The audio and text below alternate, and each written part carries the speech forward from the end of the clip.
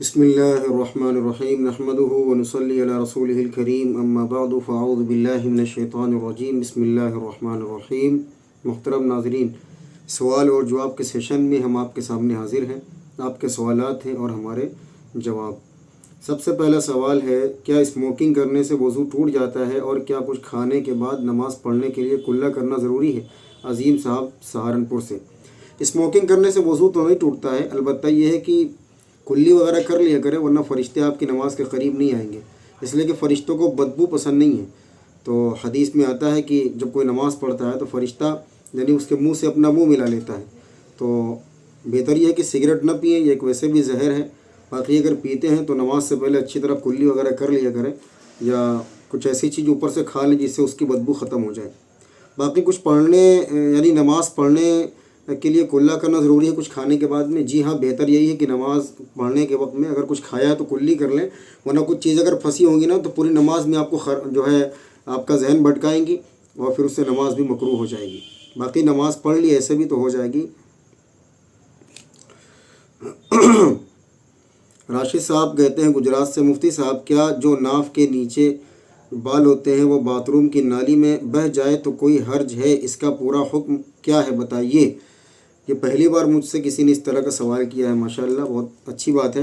دیکھیں، انسان کے جسم کا کوئی بھی حصہ ہو تو انسان کے جسم کی ایک عزت اور ایک اکرام ہے۔ تو وَلَقَدْ كَرَّمْنَا بنی آدم، اللہ نے کہا ہے کہ ہم نے بنی آدم کو عزت والا بنایا ہے۔ تو علماء نے لکھا ہے کہ جسم کا کوئی بھی حصہ، کسی انسان کی انگلی کٹ جاتی ہے تو اس کو بھی دفن کر دینا کا حکم ہے، یا سر کے بال یا ناخن وغیرہ یا دیگر کہیں کے بھی بال ہو، تو بہتر تو یہی ہے کہ ان کو کسی جگہ پر دفنا دیا جائے، یا کسی ایسی جگہ جہاں پر یعنی غلاظت وغیرہ نہ ہو۔ باقی یہ ہے کہ کوئی فرض اور واجب تو نہیں ہے کہ اس کو دفنانا ہی چاہیے یا کچھ کرنا چاہیے۔ اگر پاسیبل ہو تو آپ ان کو کہیں پہ دفنا دیجئے، کوئی حرج کی بات نہیں۔ یہاں تک کہ ناخن کے بارے میں بھی ہے کہ اگر کاٹے ہیں تو اس کو پھینکے نہیں ادھر ادھر، آپ کہیں پر دفن کر دیں، یعنی زمین میں دبا دیں، مٹی میں۔ اگر پاسیبل نہیں ہے تو ایسے کسی پوٹلی میں باندھ کر کے اس کو پھینک دیجئے، ایسے ہی ظاہر یعنی کھلا ہوا اس کو نہ پھینکیں، پھر اس سے آپ کے باتھ روم کی نالی بھی جام ہو جائے گی، پھر بعد میں گھر والے کہیں گے کہ یہ نالی کیوں نہیں چل رہی ہے۔ تو بہتر یہ ہے کہ اس کو کہیں مٹی میں دفن کر سکیں تو کریں، ورنہ مٹیاں ہمارے یہاں شہروں میں آج کل کہاں ہوتی ہیں۔ تو کم از کم اتنا ضرور کریں کہ اس کو کسی پنی میں یا کسی کاغذ کے یا کسی بھی چیز میں اس کو یعنی باندھ کر کے اس کو پھر پھینکیں۔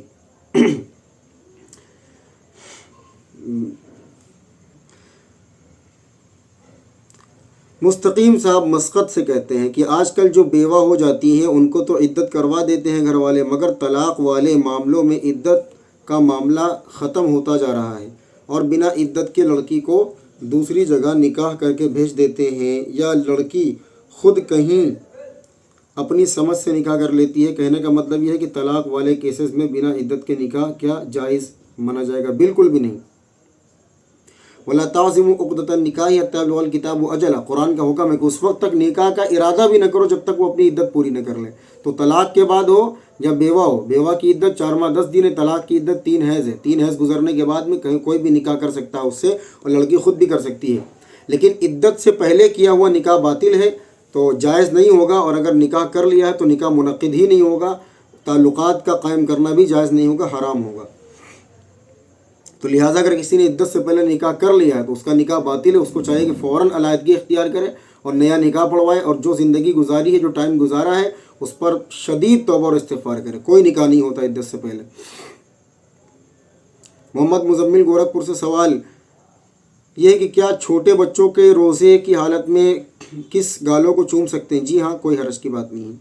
مہتاب عالم جھارکھنڈ سے، حضرت میرا سوال یہ ہے کہ جس بچے کا روزہ فرض نہیں ہوا ہے اور بچے روزہ رکھ رہے ہیں تو ان کو روزے کا اجر ملے گا یا نہیں؟ واضح فرمائے۔ جی ہاں، ان کو اجر ملے گا، اور ان کے والدین کو بھی اجر ملے گا ان کی اچھی تربیت کرنے کی وجہ سے۔ انون صاحب پوچھتے ہیں انجینئر علی مرزا کیسے انسان ہیں؟ میرا یہ مطلب ہے کہ وہ لوگوں کو بھڑکا رہا ہے یا حق پر ہے؟ شکر گزار رہوں گا اس پہ وضاحت فرمائیں۔ انجینئر علی مرزا پر میری 1 گھنٹے کی کلپ ہے، آپ یوٹیوب پر جا کر کے سرچ کریں گے انجینئر علی مرزا، میرے چینل پر جا کر کے بھی دیکھیں گے تو آپ کو مل جائے گا۔ تو انجینئر علی مرزا صاحب اگر کوئی اچھا کام کریں، لوگوں کو دین کی طرف بلائیں، لوگوں کو اللہ سے جوڑیں، لوگوں کی اصلاح کریں اور موٹیویٹ کریں تو بہت اچھی بات ہے. لیکن جو تاریخ میں گھس کر کے مسائل کو بیان کر رہے ہیں اور پوری دنیا کے علماء سے جنگ کر رہے ہیں اور سب کو گمراہ اور خود پر حق بتا رہے ہیں، خود کو حق پر بتا رہے ہیں، ان کی گمراہی بس یہیں سے شروع ہوتی ہے. تو بہتر یہ تھا کہ جیسے ڈاکٹر ذاکر نائک صاحب، ڈاکٹر اسرار صاحب وغیرہ ہیں، انہوں نے اصلاح کا کام کیا، دین کا کام کیا اور لوگوں کو دین سے جوڑا. انہوں نے یہ کبھی نہیں کہا کہ ہم حق پر ہیں باقی سارے گمراہ ہیں. صحابہ اکرام میں غلطیاں کبھی نہیں نکالی اور اسی طریقے سے علماء اکرام کے اندر، علماء حق کے اندر غلطیاں کبھی نہیں نکالی. وہ اپنا کام کرتے رہے، علماء نے کبھی ان پر کوئی فتویٰ نہیں لگایا. لیکن مرزا صاحب کا مسئلہ یہ ہے کہ ہماری سنو، باقی سب گمراہ ہیں، کوئی شے نہیں ہے. تو یہ تو تکبر ہے نا، اور تکبر کرنے والا کبھی اچھا انسان نہیں ہو سکتا. باقی مرزا صاحب نے جو صحابہ اکرام پر بہتان تراشی کی ہے، اس سے بہت یعنی غلط میسج گیا ہے اور ان کو توبہ کرنی چاہیے. جب امت صحابہ اکرام سے ہی بدزن ہو جائے گی تو اس کے پاس بچا کیا جس سے وہ دین سیکھے. تمام احادیث کو نقل کرنے والے صحابہ اکرام، بخاری، مسلم، ترمذی، ابو داؤد، ابن ماجہ کے اندر اور دیگر تمام کتب حدیث میں نبی صلی اللہ علیہ وسلم کی جو باتیں معلوم ہو رہی ہیں وہ صحابہ اکرام کے ذریعے سے معلوم ہو رہی ہیں. تو کوئی بندہ جب صحابہ اکرام کے اندر ہی شک پیدا کر دے تو ہمارے پاس بچا کیا؟ نہ حدیث بچی نہ قرآن بچا. قرآن بھی صحابہ روایت کرنے والے ہیں، حدیث بھی صحابہ روایت کرنے والے ہیں. تو کم سے کم صحابہ اکرام پر تو ان کو زبان نہیں کھولنی چاہیے. بہرحال وہ علماء کو گالی بکتے، کچھ بھی کہتے، لیکن صحابہ اکرام کے اندر ہی یعنی کیڑے نکالنا شروع کر دیے. تو جو بندہ نبی کے پیارے صحابہ میں کیڑے نکالتا ہے تو وہ تو خود کیڑے کا مجسمہ ہوگا. نبی نے جن کی تربیت کی، جن کے بارے میں قرآنی آیات نازل ہوئیں، جن کے بارے میں اللہ کے رسول علیہ الصلوۃ والسلام نے فرمایا کہ تم ان کو برا نہ کہو، لا تسبوا اصحابی فمن احبهم فبحبی احبهم ومن ابغضهم فببغضی ابغضهم. کوئی میرے صحابہ سے محبت کرے گا یعنی مجھ سے محبت کرے گا، کوئی میرے صحابہ سے بغض رکھے گا یعنی مجھ سے بغض رکھے گا. ان تمام احادیث کے بعد، قرآن کی آیات کے بعد بھی کوئی صحابہ اکرام کی غلطیوں پر وکیل بنتا ہے، جج بنتا ہے تو ہمارے نزدیک وہ زندیق ہے، وہ بددین ہے، بدبخت ہے. اللہ توبہ کی توفیق نصیب فرمائے. باقی ان کو سننا کیسا؟ بھائی ظاہر سی بات، جب کوئی بندہ صحابہ اکرام کے بارے میں آپ کو جو ہے بدزن کر رہا تو اس کو سننا کہاں سے جائز ہو جائے گا؟ بالکل بھی جائز نہیں ہے. کوئی اچھا کام کرو، دین کی طرف لوگوں کو بلاؤ، لوگوں کی اصلاح کرو، لوگوں کو موٹیویٹ کرو، اچھی بات ہے. جیسے یوتھ کلب والے کر رہے ہیں ساحل ادیم کو چھوڑ کر کے، وہ تو یوتھ کلب میں بھی نہیں ہے، میں نے سنا. اب تو یوتھ کلب والے لوگوں کو دین کی طرف بلا رہے ہیں. یہ حضرت معاویہ، حضرت علی اور یہ فلانے ڈھمکانے اور اسی طریقے سے یہ علماء اور یہ صوفیہ، یہ ابو حنیفہ، یہ امام شافعی، یہ ساری باتیں بحث کرنے سے یار کوئی نتیجہ نکلے گا؟ آپ کہہ رہے ہو کہ ہم فرقے کو ختم کر رہے ہیں، ہر وقت آپ دوسرے کے فرقوں کو برائی کر رہے ہو، ان کی خامیاں بیان کر رہے ہو، ان کی بے عزتی کر رہے ہو. تو اس سے فرقے ختم ہو رہے ہیں یا نئے فرقے ایجاد ہو رہے ہیں؟ اس سے نفرتیں بڑھ رہی ہیں یا محبتیں پیدا ہو رہی ہیں؟ انسان اگر خود دماغ لگا کر سوچے نا مرزا صاحب کے بارے میں تو خود بخود پتہ چل جائے گا کہ یہ بندہ ٹھیک نہیں ہو سکتا.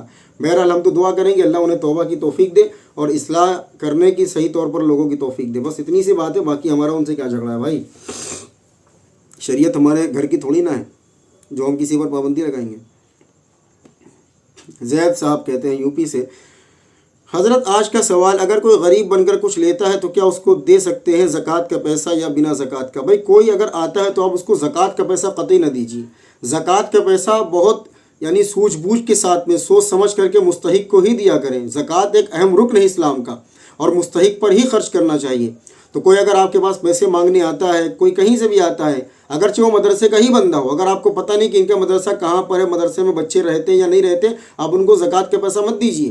کوئی آ کر کے آپ سے کہہ رہا ہے کہ میری بیٹی کی شادی ہے فلاں تاریخ میں، آپ مجھے پیسے دے دیجیے، آپ انہیں زکوٰۃ کا پیسہ مت دیجیے. کوئی آتا ہے کہ میرے گھر میں چولہا نہیں جل رہا، آپ اس کو نہیں جانتے، آپ اس کو زکوٰۃ کا پیسہ مت دیجیے. ہاں اوپری آپ اس کی مدد کر دیجیے امداد کے ذریعے، صدقے کے ذریعے. تو نفلی صدقہ آپ کسی کو بھی دے سکتے ہیں، مستحق غیر مستحق کوئی بھی ہو. لیکن زکوٰۃ اب ہر کسی کو نہیں دے سکتے. جس کے بارے میں آپ کو معلوم ہے کہ یہ زکوٰۃ کے مستحق حقیقت میں ہے، اس کو ہی زکوٰۃ دیں تو پھر ٹھیک ہے. بغیر تحقیق کے آپ نے زکوٰۃ دے دی اور وہ مستحق نہیں تھا تو زکوٰۃ ادا نہیں ہوگی. اس پر ایک اور مسئلہ ہے جو آگے بیان کر رہے ہیں ابھی.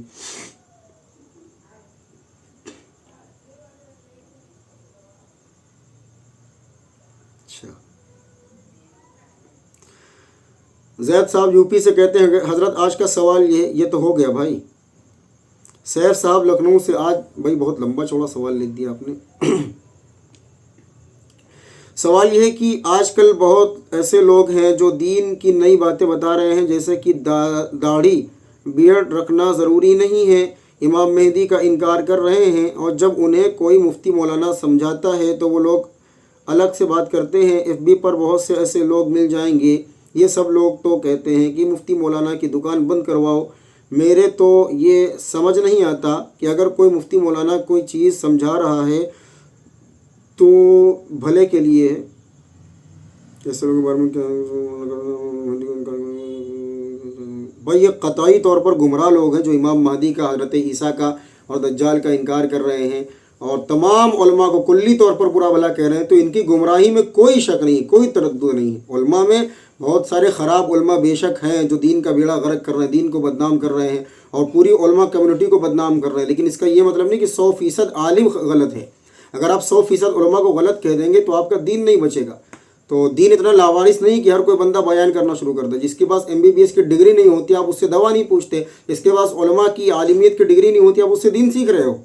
یہ لاجیکل لگتا ہے آپ کو؟ کوئی لاجک والی بات ہے کہ جس کے پاس کوئی ڈگری، جس نے کسی سے علم نہ سیکھا ہو اس سے علم سیکھنا، یہ تو علم کی توہین ہے۔ تو بھائی یہ صحیح احادیث سے، صحیح ستہ کی احادیث سے، بخاری مسلم سے ثابت ہے، حضور صلی اللہ علیہ وسلم نے یہ ساری باتیں ارشاد فرمائی ہیں، علماء کی اہمیت بھی، اور اسی طریقے سے حضرت عیسیٰ اور مہدی کا جو خروج ہوگا، نزول ہوگا، اس کے بارے میں بھی صحیح آیات ہے، صحیح حدیث ہے۔ اگر کوئی ان کو نہیں مانتا بھیا وہ بہت گمراہ ہے، اس سے ایسے دور بھاگے جیسے شیر سے دور بھاگتے ہیں۔ یہ وہ لوگ ہیں نا کہ داڑھی ضروری نہیں، کل کو کہیں گے ٹوپی، کل کو کہیں گے نماز، کل کو کہیں گے تراویح ضروری نہیں ہے، کوئی کہتا ہے جمعہ ضروری نہیں، کوئی کہتا ہے روزہ ضروری نہیں ہے۔ تو بھیا اسلام بھی ضروری نہیں ہے، پھر اسلام کیوں مانتے ہو؟ چھوڑو، پھر جاؤ مرتد ہو جاؤ، ایتھیسٹ ہو جاؤ، کیا مسئلہ ہے؟ اللہ کی پناہ، اللہ انہیں ہدایت نصیب فرمائے۔ بھائی داڑھی سنت ہے، واجب ہے۔ اللہ کے رسول علیہ الصلوۃ والسلام نے ارشاد فرمایا ہے کہ داڑھی کو بڑھاؤ، مونچھوں کو کاٹو۔ یہ ایک نہیں درجنوں سینکڑوں حدیث اس پر ہیں۔ تو علماء نے لکھا ہے کہ داڑھی وجوبی حکم ہے، داڑھی رکھنا واجب ہے۔ کوئی شخص ایک مجھ سے کم داڑھی رکھتا ہے یا کاٹتا ہے تو وہ گنہگار ہوگا، لیکن ہم اس کو کافر، مرتد اور بدبخت تو نہیں کہہ سکتے نا، لیکن اتنا کہیں گے بھائی غلط کر رہے ہو، داڑھی تمہیں رکھنی چاہیے جب نبی کی حدیث ہے۔ مرد و عورت میں فرق کرنے والی چیز ہے۔ اللہ کے رسول نے فرمایا کہ 10 چیزیں فطرت میں سے، جس میں سے ایک داڑھی کا بڑھانا بھی ہے۔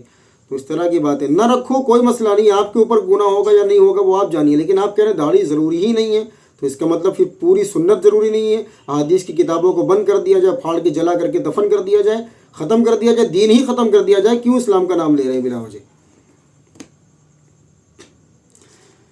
سوال یہ ہے کہ جب سوتے ہیں تب گندے خواب آتے ہیں، ان کے کارن آدمی احتلام ہونا بھی ہو جاتا ہے، تو گندے خواب آتے ہیں، اس کا کوئی گناہ پڑتا ہے کیا؟ بھائی گناہ، خواب کا گناہ نہیں پڑتا۔ لا تکلف نفس الا وسعها، اللہ تعالیٰ کسی کو اس کی وسعت سے زیادہ اس پر بوجھ نہیں ڈالتے۔ اس کی وسعت، اس کی حیثیت، اس کی طاقت سے زیادہ کسی پر اللہ تعالیٰ یعنی حکم لاگو نہیں کرتے۔ تو اس لیے خواب دیکھنا انسان کے بس میں نہیں ہے، کیا دیکھ رہا ہے، یہ تو فطرت ہے اس کی، تو خواب کا کوئی گناہ نہیں ہے۔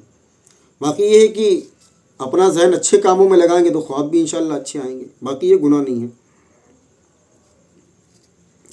فیضان صاحب کہتے ہیں MP سے، سوال یہ ہے کہ کیا روزے کی حالت میں انہیلر یا وکس سونگھ سکتے ہیں؟ بھائی انہیلر تو نہیں سونگھ سکتے، چونکہ انہیلر کے اندر دوا ہوتی ہے اور وہ جب ناک کے ذریعے سے آپ سونگھتے ہیں، سانس کے ذریعے اس کے ذرات اندر جا سکتے ہیں، اس لیے انہیلر سے تو روزہ ٹوٹ جائے گا۔ البتہ وکس جو ہوتی ہے وہ باہر کے حصوں میں لگائی جا سکتی ہے، اس سے روزے پر کوئی اثر نہیں پڑے گا۔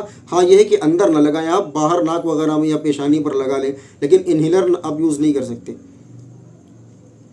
سوال پوچھتے ہیں کہ حضرت نانی کو زکوٰۃ دے دی، پھر بعد میں مسئلہ پتہ چلا کہ نانی کو زکوٰۃ نہیں دے سکتے، دی ہوئی زکوٰۃ ادا ہو گئی یا نہیں؟ اسی لیے کہتے ہیں کہ زکوٰۃ دینے سے پہلے زکوٰۃ کے مسائل کو اچھی طرح سمجھ لیں، نکاح کرنے سے پہلے نکاح کے مسائل کو اچھی طرح سمجھ لیں، طلاق دینے سے پہلے طلاق کے مسائل کو اچھی طرح سمجھ لیں، کاروبار کرنے سے پہلے کاروبار کے مسائل کو اچھی طرح سمجھ لیں۔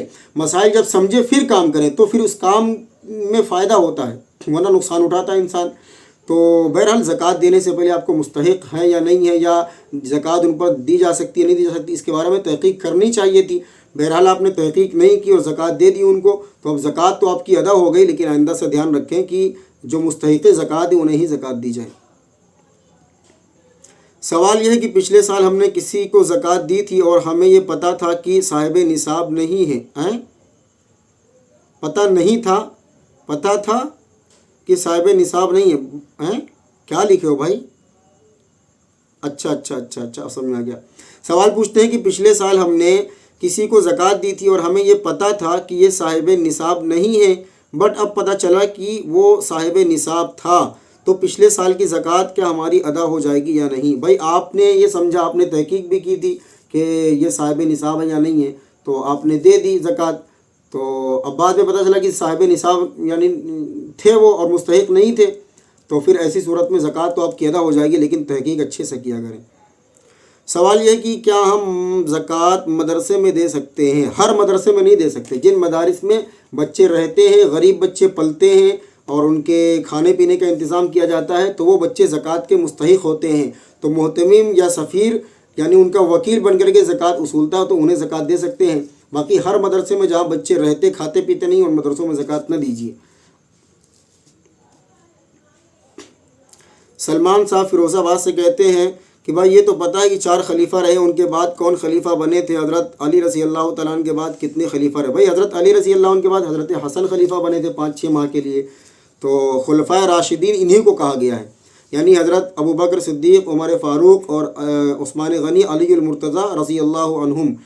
تو اس کے بعد حضرت حسن رضی اللہ عنہ نے بھی 6 ماہ خلافت کی تھی، 5 یا 6 ماہ، تو ان کو بھی حضرت علی کی خلافت میں شامل کیا گیا، لیکن خلافت راشدہ 30 سال تک تھی، یعنی حضرت حسن تک تھی۔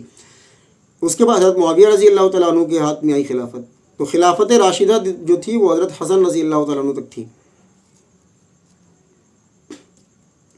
محمد سکیم راجستھان سے کہتے ہیں کہ سوال یہ ہے کہ سحری کب تک کر سکتے ہیں؟ سحری کا ٹائم اذان سے 5 منٹ پہلے ختم ہو جاتا ہے یا اذان ہونے تک کر سکتے ہیں؟ اور میں نے یوٹیوب پر سنا تھا کہ اگر تم سحری کر رہے ہو اور اذان ہو جائے تو تم پہلے اپنی ضروریات کو پہلے پورا کرو۔ تھوڑا سا تفصیل سے بتائیں۔ وہی آپ نے جو لکھا ہے، پہلی بات تو یہ کہ سحری کب تک کر سکتے ہیں؟ اذان کے 5 منٹ پہلے یا 2 منٹ پہلے؟ دیکھیں سحری کا معاملہ اذان سے نہیں ہے۔ آج کل ہمارے یہاں اذان ضروری نہیں کہ سحری کے ختم پر ہی دی جاتی ہو، اذان کے مختلف اوقات ہوتے ہیں۔ قرآن پاک میں حکم فرمایا ہے کلوا واشربوا حتی یتبین لکم الخیط الابیض من الخیط الاسود من الفجر، یعنی جب رات کی سیاہی اور دن کا اجالا یعنی الگ تھلگ ہو کر کے یعنی فجر کا وقت ہو جائے تو اس وقت میں سحری کا وقت ختم ہو جاتا ہے اور تم کھانا پینا بند کر دو۔ نبی پاک صلی اللہ علیہ وسلم سے بھی اس بارے میں حدیث منقول ہے۔ تو یہ ہے کہ سحری کا وقت جیسے ہی ختم ہوتا ہے ویسے ہی یعنی فجر کا وقت شروع ہو جاتا ہے، اس وقت میں کھانا پینا ممنوع ہے۔ اگر کھائیں گے پیئیں گے تو روزہ نہیں ہوگا اس دن کا، صاف بات ہے۔ چونکہ قرآن کا حکم ہے کہ سیاہ دھاگا اور سفید دھاگا یعنی جب جدا ہو کر کے نمایاں ہو جائے بالکل، یعنی فجر کا وقت داخل ہو جائے، اس وقت میں آپ کھا پی نہیں سکتے۔ باقی آپ نے جو حدیث لکھی ہے کہ کھاؤ پیو یہاں تک کہ یہ ہے کہ تمہارا اذان ہونے لگے اور تم برتن میں جو ہے اس کو کھا پی لو، تو یہ جو بات ہے آپ کی یہ من وہاں آپ نے صحیح بیان نہیں کی ہے، بلکہ حدیث کے اندر اس میں لفظ اذان ہی کہیں نہیں ہے۔ عن ابی ہریرہ رضی اللہ تعالی عنہ قال قال رسول اللہ صلی اللہ علیہ وسلم اذا سمع احدکم الندا، حدیث میں ندا کا ذکر ہے، تو جب تم ندا کو سنو اور برتن تمہارے ہاتھ میں ہوں تو اس کو نہ رکھو یہاں تک کہ تم اپنی حاجت پوری کر لو۔ تو اس سے 2-3 باتیں مراد ہو سکتی ہیں۔ پہلی بات تو ندا سے مراد حضرت بلال رضی اللہ عنہ کی اذان ہے یا ام مکتوم کی اذان ہے۔ اللہ کے نبی صلی اللہ علیہ وسلم کی حدیث ابو داؤد کے اندر موجود ہے کہ بلال کی اذان تمہیں کھانے پینے سے نہ روکے۔ بلال رضی اللہ عنہ تو اذان دیتے تھے وقت یعنی ختم ہونے سے پہلے تاکہ لوگ جاگ جائیں، اور عبداللہ ابن ام مکتوم اذان دیتے تھے جب وقت ختم ہو جاتا تھا، تو اس وقت میں تم اذان سن کر کے سحری کھانا پینا بند کرو۔ تو ہو سکتا ہے ندا سے مراد بلال رضی اللہ عنہ کی اذان ہو جو کہ وقت کے ختم پر نہیں ہوتی تھی، بلکہ وہ اذان جگانے کے لیے تہجد کے لیے ہوتی تھی۔ اور دوسری بات یہ کہ ہو سکتا ہے اس سے افطار کا وقت مراد ہو۔ بھائی ندا کا لفظ آیا ہے اور یہاں سحری کا کوئی ذکر نہیں ہے اور نہ اذان کا ذکر ہے، تو نہ سحری کا ذکر ہے نہ اذان کا ذکر ہے، تو ہو سکتا ہے ندا کا وقت ہو کہ مغرب کی اذان ہو جائے تو تم جو کھا پی رہے ہو برتن تمہارے ہاتھ میں تو اس کو کھا پی لو۔ بہت ساری باتیں مراد ہو سکتی ہیں، تو اس سے یہ مسئلہ نہیں نکال سکتے ہم کہ اذان ہو رہی ہو اور تم برتن لیے ہو تو کھا پی جاؤ۔ ہو سکتا ہے برتن کے اندر اس کے اندر کیا بولتے ہیں کہ 2 کلو چاول ہو اور وہ کھاتے کھاتے اشراق کا وقت ہو جائے تو وہ کھاتا رہے گا۔ تو اس لیے بھیا یہ حدیث بے شک صحیح ہے، لیکن اس کا مطلب یہ نہیں لیا جا سکتا جو آپ نے بیان کیا ہے۔ صاف حدیث ہے اور صحیح قرآن کے اندر بھی ہے کہ صبح کا وقت داخل ہو فجر کا تم سحری کھانا بند کر دو، اس وقت تک نہ کھاؤ۔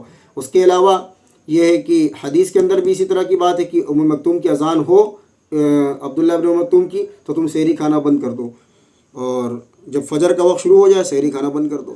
تو فجر کا وقت شروع ہونا میٹر کرتا ہے، اگر اذان پہلے ہو گئی ہو تو پھر یہ میٹر نہیں کرتا۔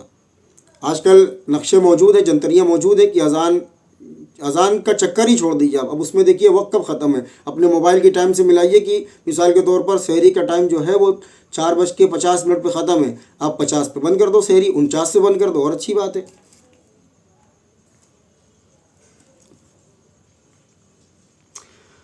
سہیل شیخ مہاراشٹر سے کہتے ہیں کہ روزے کی حالت میں ہم موویز تو نہیں دیکھ سکتے، کیا کارٹون دیکھ سکتے ہیں؟ پلیز اپنے اگلے ویڈیو۔ بھائی روزے کی حالت میں موویز نہیں دیکھ سکتے اور روزے کے علاوہ کی حالت میں بھی موویز نہیں دیکھ سکتے ہیں۔ ایسا نہیں کہ روزے میں تو مووی دیکھنا جائز نہیں ہے اور بقیہ دنوں میں جائز ہے۔ بھائی مووی، فلمیں، ڈرامے، گانے، میوزک یہ کسی بھی حال میں ناجائز ہے، آپ روزے میں ہو یا روزے کے علاوہ ہو۔ باقی کارٹون وغیرہ، اس میں کارٹون کون سے آتے ہیں؟ بہت سارے میوزک والے آتے ہیں، بے حیائی پر آتے ہیں، تو اس میں یہ ہے کہ آپ اس کو تو قطعی طور پر ناجائز سے نہیں دیکھ سکتے۔ باقی جو کارٹون جس میں میوزک نہ ہو یا کوئی حرام چیز نہ ہو یا اسی طریقے سے بے حیائی نہ ہو یا اس سے کوئی غلط میسج نہ ملتا ہو تو اس کو دیکھنا بالکلیہ طور پر حرام تو نہیں ہے، لیکن مکروہ ضرور ہے، اس لیے کہ لہو و لعب ہے، وہ تو فضول کام ہے۔ فضول کام سے بھی بچنے کا حکم دیا گیا۔ ہمارا مشورہ یہی ہے کہ نہ مووی دیکھیں، نہ گانے دیکھیں اور نہ کارٹون دیکھیں۔ روزے کی حالت میں ذکر کریں، تسبیح پڑھیں، دکان کاروبار کریں اور اسی طریقے سے علماء کے بیانات وغیرہ سن لیں۔ میری ویڈیو دیکھ لیا کریں کم سے کم۔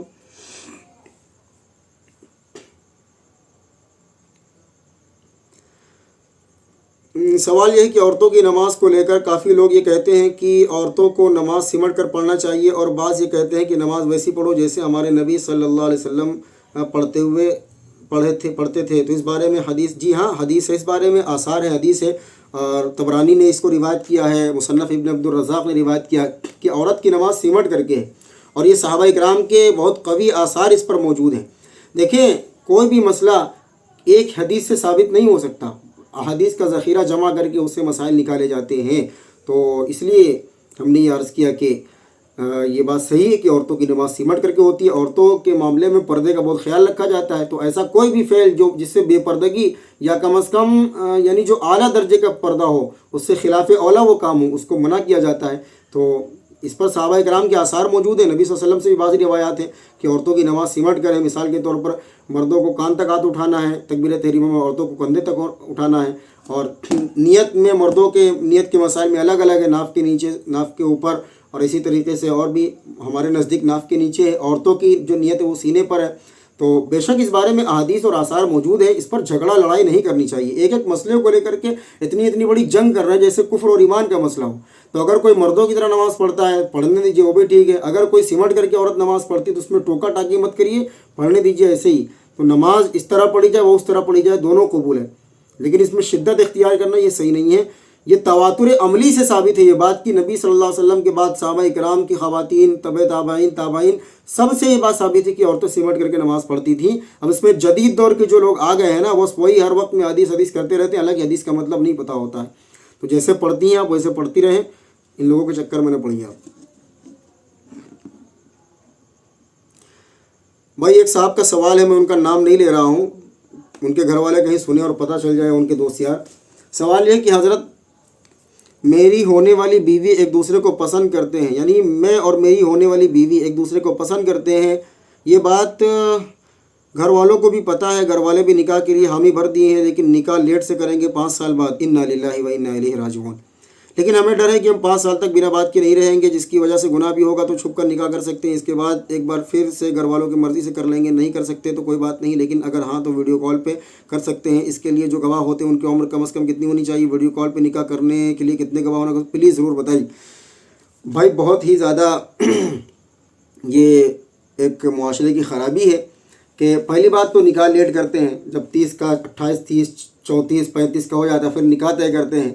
تو ایک تو نکاح طے کرتے اس کے بعد 2 3 سال 5 سال کے لیے ٹال دیتے ہیں کہ تمہارا نکاح 5 سال کے بعد کریں گے۔ ایک تو بندہ ویسے ہی کمارا ہوتا ہے، انتظار کرتا ہے شادی کا، چلو کوئی بات نہیں، کوئی لڑکی اس کے لیے منتخب نہیں ہوتی تو صبر رہتا ہے کہ یار کوئی لڑکی منتخب ہی نہیں ہے، تو صبر زیادہ ہوتا ہے۔ جب کوئی لڑکی منتخب ہو جاتی ہے کہ اس سے میرا نکاح ہونا ہے، تو اس میں جو مدت طویل کی جاتی ہے نا، وہ یہ بہت ہی زیادہ خطرناک ہے۔ ایک انسان کو پتا کہ میری شادی اس سے ہونی ہے، لیکن ہوتی نہیں ہے، کب ہوگی؟ 2 سال بعد، 3 سال بعد، 5 سال بعد۔ تو شادی کو 5 سال تک مؤخر کرنا یہ لڑکوں پر بھی ظلم ہے اور لڑکیوں پر بھی ظلم ہے، تو اس طرح نہیں ہونا چاہیے۔ تو میرے دوست آپ سے گزارش یہی ہے کہ آپ اپنے گھر والوں سے کہیں کہ 5 سال ہم انتظار نہیں کر سکتے، آپ ہمارا نکاح ابھی کرائیے، مہینے 2 مہینے 4 مہینے کے اندر۔ 5 سال نکاح کو ٹالنا یا کہاں کی لاجک ہے یار؟ یہ کون سی لاجک ہے کہ ہماری شادی طے ہو گئی لیکن ہم 5 سال بعد نکاح کریں گے؟ 5 سال بعد نکاح کیوں کرو گے؟ ہو سکتا ہے آپ کا یا آپ کے ماں باپ کا جواب یہ ہو کہ 5 سال کے بعد میں کیریئر بن جائے گا۔ گارنٹی دیجیے، آپ کاغذ پر لکھ کے دیجیے کہ 5 سال کے بعد میرے کیریئر بن جائے گا۔ نہیں بنتا ہے یار کیریئر۔ आप गारंटी दीजिए कि 5 साल के बाद आपकी जॉब लग जाएगी, आप स्टाम्प पेपर पर जो है गारंटी दे करके लिखिए। या इसी तरीके से आप 5 साल के बाद में बड़े आदमी बन जाएंगे, कोई गारंटी नहीं। चलो सारी बात बिजनेस करियर सब छोड़ दीजिए, आप ये गारंटी दीजिए कि 5 साल के बाद आप ज़िंदा रहेंगे। यानी 1 मिनट की बात यहाँ तय नहीं है कि ज़िंदा रहेंगे, यानी आप 5 साल के लिए निकाह को टाल रहे हो। हम तो मसला बाद में बताएंगे, पहले कहेंगे इसको 5 साल से 5 महीने पे कम से कम लेकर के आओ। 5 साल से 5 माह पे इसको लेकर के आइए। ये जुल्म सितम अपने ऊपर मत करिए कि हम 5 साल के बाद निकाह करेंगे। अपने घर वालों से कहिए कि हम 5 साल इंतज़ार नहीं कर सकते, हमको निकाह करना है 5 महीने के अंदर, साफ बात। अपने खर्चे में बीवी को लेकर के आइए, किराए पर रखिए, बीवी को 2 वक्त की रोटी खिलाइए, छुट्टी होगी। कुरान ने कहा इन यकूनु फ़ुक़रा युग़निहिमुल्लाह, अगर वो फ़कीर होंगे तो अल्लाह निकाह की बरकत से उन्हें गनी कर देगा। अल्लाह की ज़ात पर भरोसा रखो भाई। 5 साल 10 साल के लिए टाल रहे हो तो क्या फ़ायदा इसका। तो गुजारिश यही है कि आप निकाह को मौखर ना करें, जल्द से जल्द निकाह करें, घर वालों से बात करें कि हम अभी करेंगे निकाह। बाकी खुफिया निकाह पढ़ाना बड़े फितने होते हैं भाई। पहले आप वो खुफिया निकाह पढ़ाना कि नहीं वो बाद में बताऊंगा, पहले आप मुझे ये बताइए कि आप अपने घर वालों से बात करके मुझे डिसीज़न क्या हुआ ये बताइए, फिर बाद में बताएंगे कि खुफिया निकाह जायज़ है या नाजायज़ है, करना चाहिए या नहीं करना चाहिए। हम तो नहीं कहेंगे कि 5 साल टालो, क्यों कहें हम 5 महीने हम टालने के लिए तैयार नहीं है, आप 5 साल की बात कर रहे हैं। हम समझते हैं आपका दर्द ना, इसलिए। क्या अल्लाह ज़र्रे ज़र्रे में है या फिर अल्लाह हर चीज़ पर कुदरत रखता है? सवाल का जवाब दीजिए कुरान या हदीस से। देखिए कुरान पाक का साफ हुक्म मौजूद है, वहुवा माअकुम ऐनमा कुंतुम, तुम जहाँ हो अल्लाह तुम्हारे साथ है। फवल्लि वजूहकुम शत्रल मस्जिदिल हराम फ़अैनमा तुवल्लु फसम्मा वजहुल्लाह, यानी तुम जिधर देखोगे अल्लाह को पाओगे, अल्लाह हर जगह। इसी तरीके से वइज़ा सअलका इबादी अन्नी फ़इन्नी क़रीब, जब पूछे कि अल्लाह कहाँ है तुम कहो कि मैं करीब हूँ। तो देखिए इसमें बहुत ही ज़्यादा गहराई है, बहुत ही ज़्यादा तफसील है।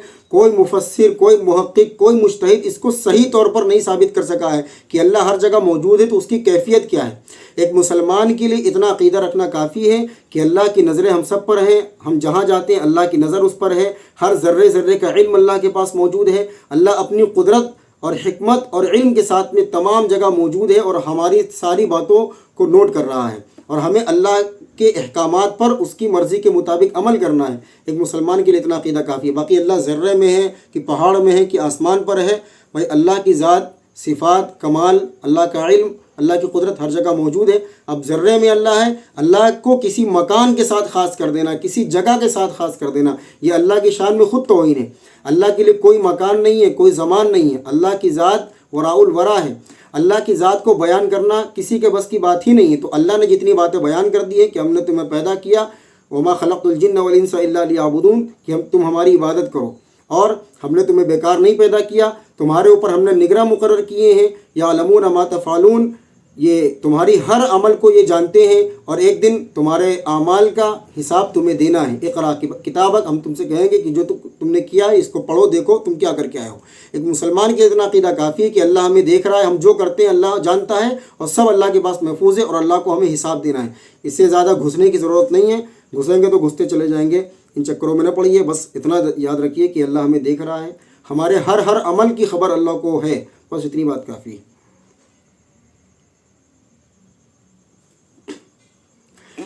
मैं मेरी अम्मी को एक गिफ्ट देना चाहता हूँ, बहुत दिनों से देना है चाहता हूँ, पैसे का थोड़ा प्रॉब्लम है। क्या मैं 1-2 महीने के इंस्टॉलमेंट का कर्ज़ लेकर उन्हें तोहफ़ा दे सकता हूँ? मुझे वक्त भी कम है, थोड़ा उसके बाद नहीं दे सकता। अगर दे सकता हूँ तो 6 महीना रुकना पड़ेगा, क्या करूँ? भाई अपनी अम्मी को गिफ्ट देना अच्छी बात है, अल्लाह आपको जज़ाए खैर दे। आप बहुत फरमा बरदार और नेक बेटे हैं जो अपनी वालदा को गिफ्ट देने के बारे में सोच रहे हैं। लेकिन इसके लिए कर्ज़ा वगैरह लेना तो मेरे हिसाब से सही नहीं होगा। हाँ, अगर आपकी अर्निंग, आपकी इनकम है तो आपकी ले लीजिए कि आपको पता है कि मैं इतने दिनों में लौटा दूंगा तो फिर ठीक है। बाकी ये है कि ज़रूरी ही हो तो अब हल्का फुल्का, यानी जितनी आपकी इस्तेदाद हैसियत है उतना दे दें। बाकी ये है कि माँ की फरमा बरदारी ही वो आपका गिफ्ट है उनकी तरफ। आप उनके सर दबा देंगे, पैर दबा देंगे, उनकी बात मानेंगे, यही उनके लिए गिफ्ट है। बाकी देना ही चाहते हैं तो अपनी हैसियत के मुताबिक कोई गिफ्ट दे दें। कर्ज़ा लेंगे तो फिर कर्ज़ा ले करके फिर इंसान जब कोई काम करता है ना तो उससे कर्ज़ा लेने की आदत पड़ जाती है, फिर वो ज़िंदगी भर कर्ज़े पर ही पलता है। तो मशवरा यही है कि हल्का फुल्का गिफ्ट दे दें जो अपनी हैसियत के मुताबिक हो, ज़्यादा भारी भरकम गिफ्ट देने की ज़रूरत नहीं है। बाकी ये है कि आप उनसे हुस्न सलूक से पेश आएँ, बस काफ़ी है। फ़क़त वस्सलाम, वल्लाहु आलम बिस्सवाब।